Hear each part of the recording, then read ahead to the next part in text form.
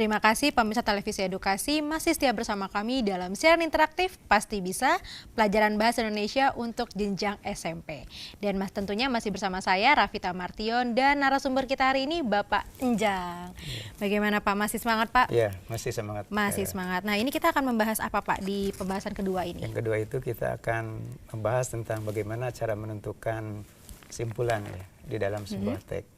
Menentukan kesimpulan dalam sebuah teks. Ya. Baik, boleh dipersiapkan terlebih dahulu Bapak Enjang materinya.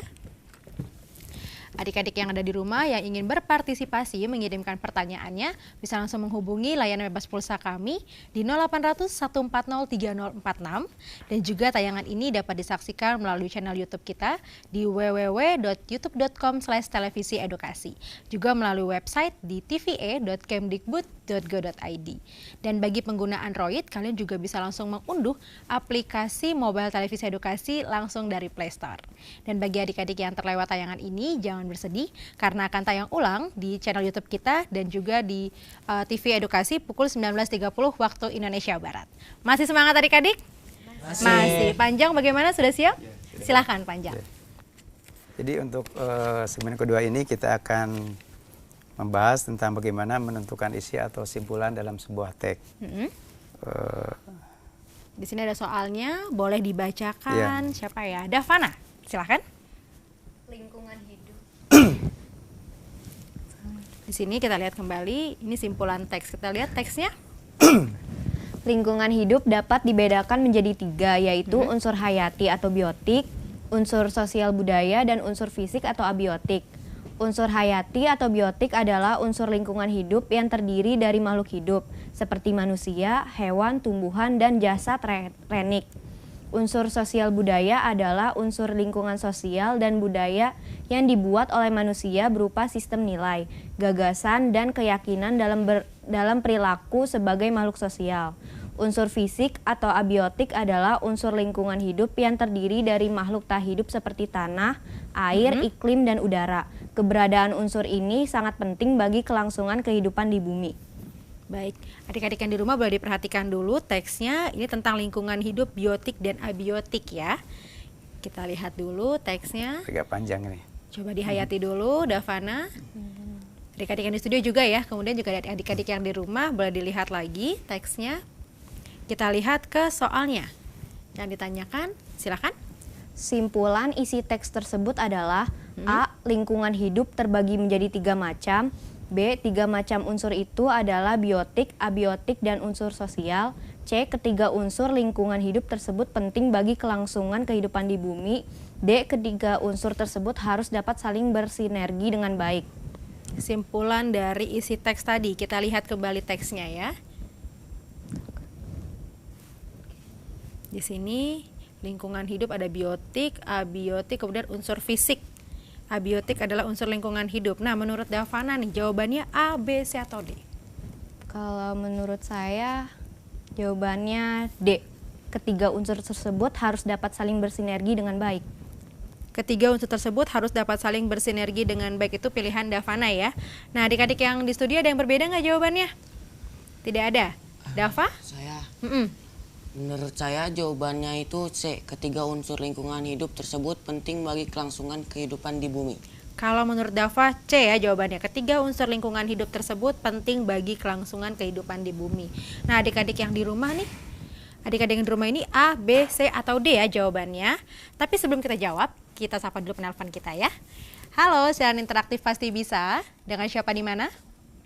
Nasir Pandeglang. Dengan siapa? Maaf? Nasir Pandeglang. Nasir di Pandeglang. Iya.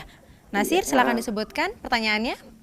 Ya, apakah teks tentang binatang yang dilindungi, misalnya komodo, termasuk teks biografi? Dan strukturnya teks apa? Dan termasuk jenis teks apa gitu ya? Iya. Boleh diulang pertanyaannya? Apakah teks tentang binatang yang dilindungi, misalnya komodo, termasuk teks biografi? Dan strukturnya teks apa? Baik, terima kasih Nasir di Pandeglang. Kita langsung jawab ya Pak ya. Iya. Nah, kira-kira jawabannya apa nih Pak? Ya, terima kasih Ananda Nasir yang sudah memberikan pertanyaan.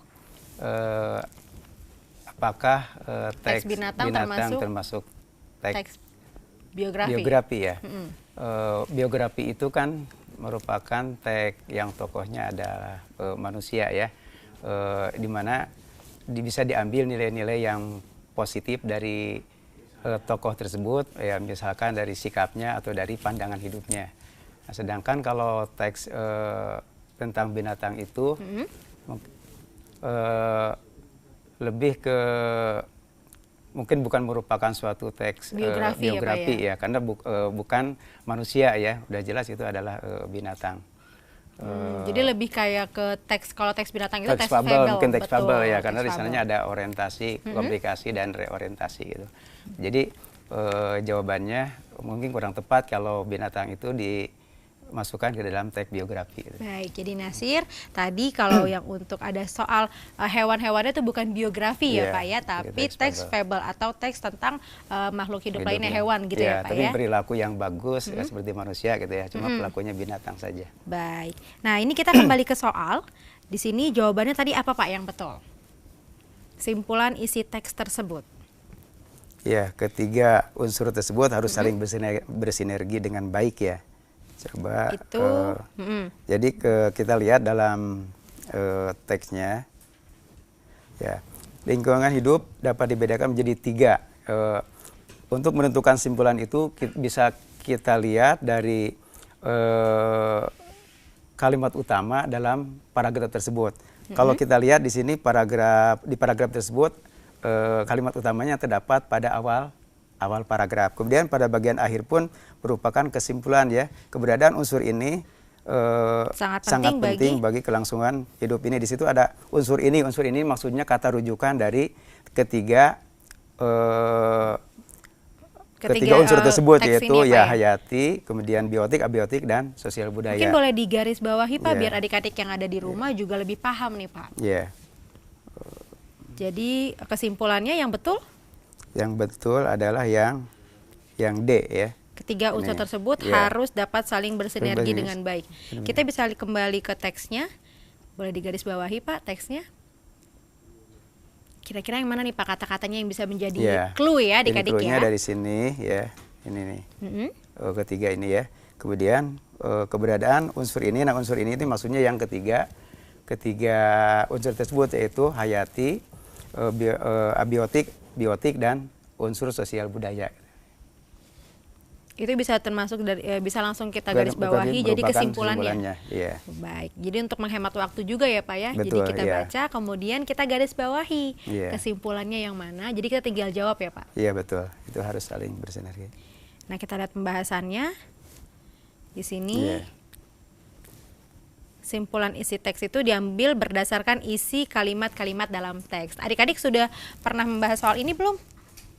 Susah atau gampang nih menurut adik-adik yang ada di studio? Lumayan. Ada susah ya. Nah, ada tipsnya nggak nih Pak kira-kira? Ya, jadi untuk menentukan suatu simpulan itu bisa diambil langsung dari simpulan yang terdapat dalam teks itu. Misalkan yang menjadi ciri dari simpulan itu biasanya ada kata jadi. Oleh karena itu dengan demikian gitu, itu merupakan ciri dari suatu simpulan dalam sebuah teks.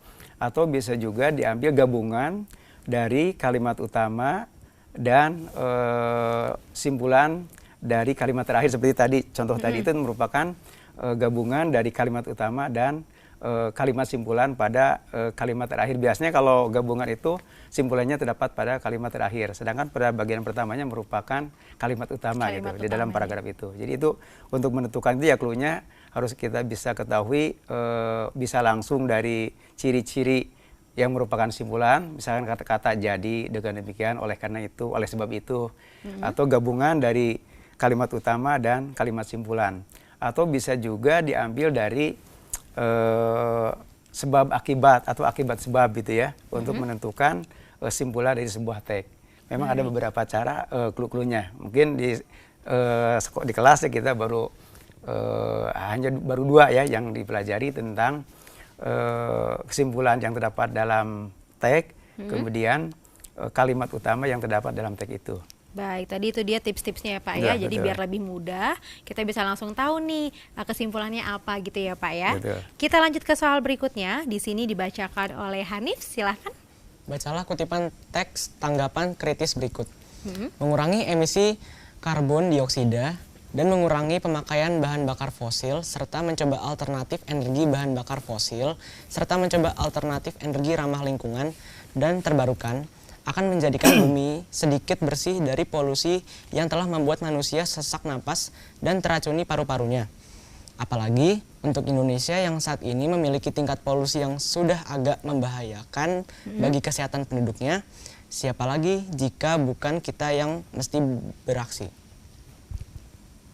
Baik, kita perhatikan terlebih dahulu teksnya di sini tentang apa ini, Hanif? Tentang apa? Menurut Emisi CO2 ya? Tentang Karbon bagaimana dioksida. cara mengurangi pemakaian bahan bakar fosil. Adik-adik yang di rumah juga boleh diperhatikan lagi nih teksnya. Boleh diperhatikan dahulu. Dibacakan kembali mungkin, Hanif? mengurangi emisi karbon dioksida dan mengurangi pemakaian bahan bakar fosil serta mencoba alternatif energi bahan bakar fosil serta mencoba alternatif energi ramah lingkungan dan terbarukan akan menjadikan bumi sedikit bersih dari polusi yang telah membuat manusia sesak napas dan teracuni paru-parunya. Apalagi untuk Indonesia yang saat ini memiliki tingkat polusi sudah agak membahayakan bagi kesehatan penduduknya. Siapa lagi jika bukan kita yang mesti bereaksi? Siapa lagi jika bukan kita yang mesti beraksi? Nah, ini pertanyaan ya Pak ya, betul, ya. di ujung teksnya. Nah pertanyaannya, simpulan isi teks tersebut adalah A. Jadi kita harus melakukan aksi positif. B. Marilah kita menjaga bumi ini dari gas-gas beracun. C. Segala tindakan pencegahan harus segera dilakukan. Atau D. Penanggulangan polusi mesti dilakukan secara komprehensif. Ayo jawabannya Hanif, A, B, C, atau D? Menurut saya jawaban yang tepat adalah A. Jadi kita harus melakukan aksi positif. Jadi kita harus melakukan aksi positif. Nah, kalau teman-teman yang lain ada jawaban yang berbeda tidak? Tidak ada. Davana, Dava, Reira, Vera setuju dengan jawabannya A. Kenapa pilihannya A? Ayo. Karena Kata-kata jadi bahasa dari simpulan. Bahasa dari kesimpulan yang mana tadi? Boleh digaris bawahi? Ada Pak, boleh kita kembali ke Iya. soal dulu. Ini Nah, ya. yang mana nih kira-kira yang digaris bawahi Raira? Kenapa? Jawabannya A. Jadi kita harus melakukan aksi positif. Nah, adik-adik yang di rumah juga boleh sambil dicari jawabannya A, B, C, atau D nih yang tepat ya Pak ya. Iya, betul. Kalau Kak Vita sih pilihnya apa ya? A, B, C, atau D? D kali ya Pak? Atau C?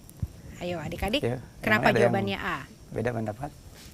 Kita lihat di sini simpulan isi teks tersebut. Ada clue-nya nggak nih? Iya. Tadi udah dijelasin loh. A ya jawabannya tadi ya. Udah yakin ya A jawabannya. Kita lihat dulu panjang. Betul atau tidak jawabannya? Ya, seperti tadi saya uraikan bahwa untuk menentukan simpulan itu salah satunya bisa diambil dari kata yang merupakan ciri dari sebuah kesimpulan. Misalkan ada kata jadi, dengan demikian, oleh karena itu, oleh sebab itu, maka dari itu adalah salah satu ciri dari kesimpulan dalam sebuah teks. Jadi dalam teks ini kalau kita lihat di sini kan pada bagian terakhir, siapa lagi jika bukan kita yang mesti beraksi. Jadi menunjukkan harus bagaimana sikap kita itu terhadap kondisi gas beracun itu. Jadi disimpulkan jadi kita harus melakukan hal positif.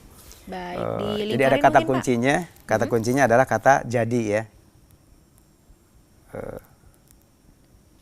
Nah ini, itu kata Jadi. kuncinya itu merupakan salah satu ya untuk memudahkan apakah kesimpulan dari sebuah teks itu. Ingat saja kalau ada kata tersebut itu adalah merupakan kesimpulan. Baik, jadi kata kuncinya itu jadi oleh karena itu dengan juga demikian, kesimpulan ya ya, Pak. betul. Demikian. Nah, tapi kita akan lanjut ke soal berikutnya. Sebelumnya kita sapa dulu penelpon kita ya. Halo, siaran interaktif pasti bisa. Dengan siapa di mana? Halo.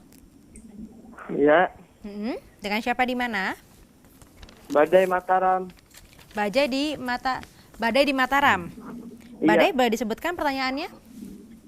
Apa saja yang termasuk teks non sastra selain teks biografi? Apa saja yang termasuk teks non sastra selain teks biografi? Baik, terima Iya. kasih Bada di Mataram, ditunggu jawabannya ya. Bagaimana Bapak jawabannya? Tag, terima kasih Badai ya atas pertanyaannya. Pertanyaannya itu Apa saja, apa saja teks non-sastra selain non-sastra teks biografi? Teks biografi.